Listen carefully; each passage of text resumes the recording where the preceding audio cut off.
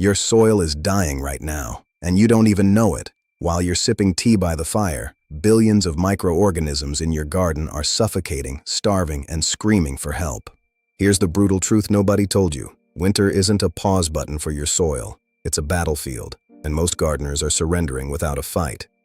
I spent 3 years watching my spring crops fail before I discovered what the industrial agriculture complex doesn't want home growers to know.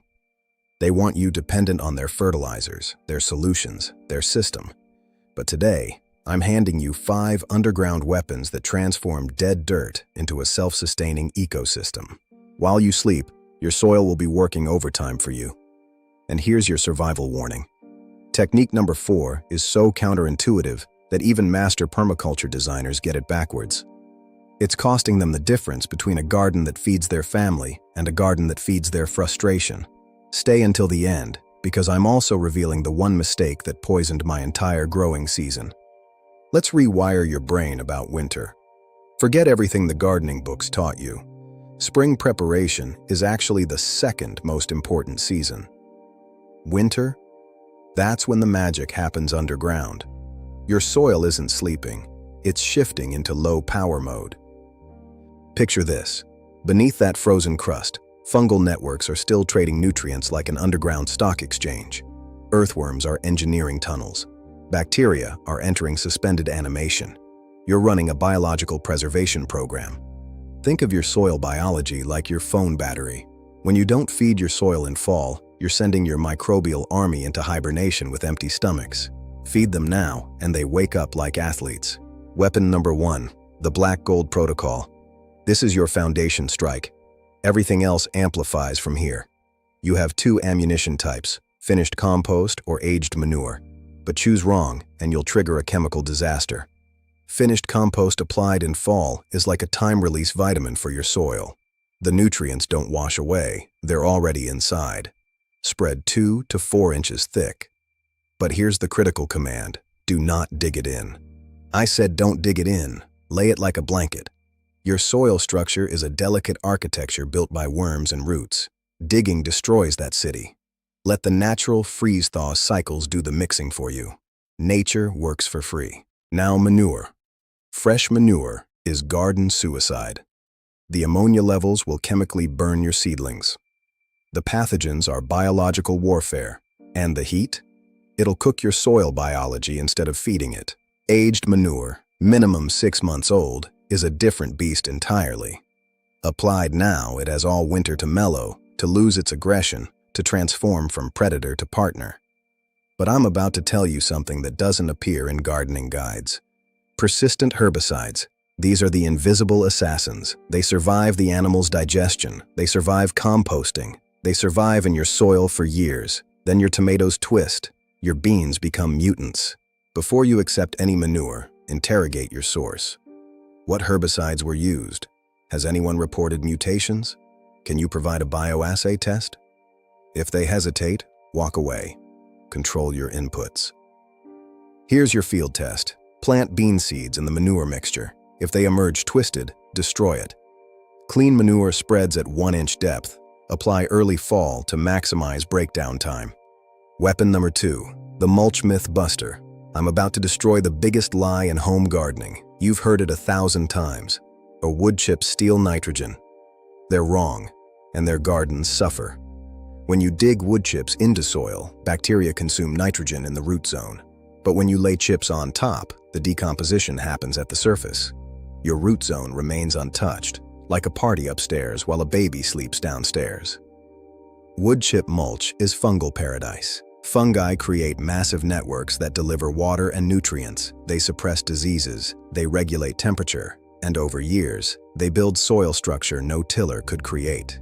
Pro move: use aged wood chips, ones that have sat in a pile for 6 to 12 months. They're already partially broken down, meaning more instant fungal food. This is partially digested forest floor material.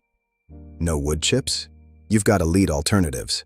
Shredded leaves, free, nutrient-dense. Straw, excellent insulation. Pine needles, 0 acidity when brown. All 3 feed fungi and suppress weeds. Timing is tactical. In cold climates, wait until after the first ground freeze. Mulch too early, and you're building luxury condos for voles. Let the ground freeze hard first, then apply your mulch blanket.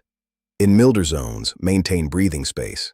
Pull mulch back 3 to 4 inches from stems and trunks. Wet mulch causes rot. Think of it as giving your plants a collar, not a turtleneck. Weapon number 3, the root revolution. This separates soil masters from amateurs. When your plants finish producing, what do? 90% of gardeners grab and yank. You're making a catastrophic mistake. Stop ripping out roots. Instead, take your pruners and snip plants right at soil level. Leave those roots exactly where they are. Yes, they'll rot. That's the entire strategy. Decomposing roots create permanent channels.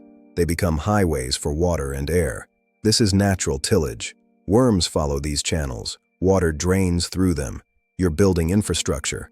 Those rotting roots are premium biological fuel. They feed bacteria and fungi right where they live. It's like delivering pizza directly to someone's house. The carbon stays in your soil and transforms texture. And here's the secret weapon: mycorrhizal preservation. When you snip and leave roots, the fungal infrastructure stays intact, waiting to rapidly colonize new spring plantings. You're preserving a biological internet. 2 exceptions: brassicas if clubroot disease is in your region, and never leave perennial weed roots. They'll colonize your beds while you sleep. But healthy annuals? Snip, don't rip. Weapon number 4, the living blanket. Cover crops. Plants grown specifically to die for your soil. They're your winter coat, your breakfast buffet, your biological armor. You'll be growing a protective ecosystem. Your fall arsenal: winter rye for hardpan, crimson clover for nitrogen, Austrian winter peas for biomass, hairy vetch for survival. Each serves different soil needs. Choose your warrior. Timing window: 6 to 8 weeks before first frost. This gives germination and root development time. Broadcast seeds thickly, rake lightly. Nature handles the rest. Spring will bring a living carpet.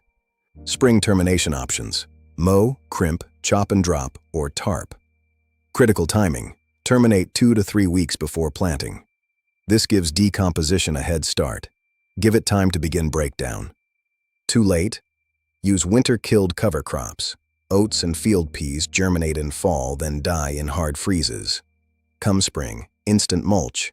They sacrifice themselves for your soil. Plant even 2 to 3 weeks before last growth. Missed the window?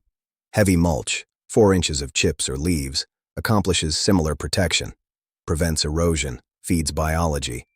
Or plan a fast spring cover crop like buckwheat, soil building between crops. Weapon number 5, the calcium code. Quick, simple, deeply satisfying. Eggshells. Your breakfast waste becomes your garden's structural engineer. Calcium is the building block of cell walls, and you're throwing it away. Collection protocol.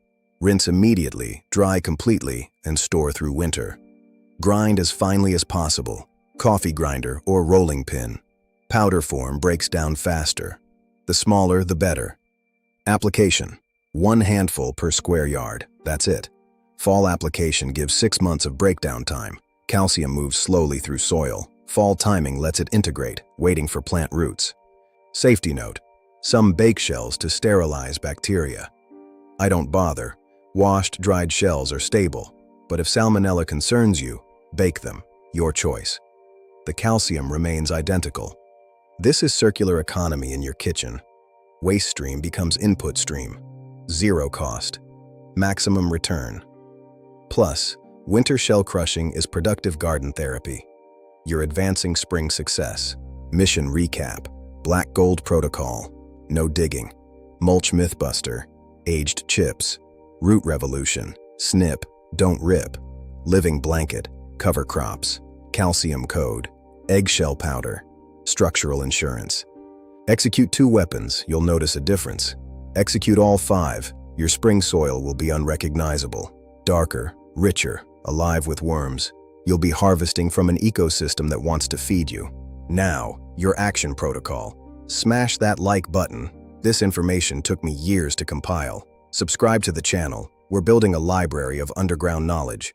Hit the notification bell. Comment below. Which weapon are you deploying this weekend? Are you Team Compost or Team Manure? Snip or rip, cover crop or heavy mulch, I read every response. Let's build this knowledge collective. Your soil is waiting. The future abundance of your garden is determined by what you do now.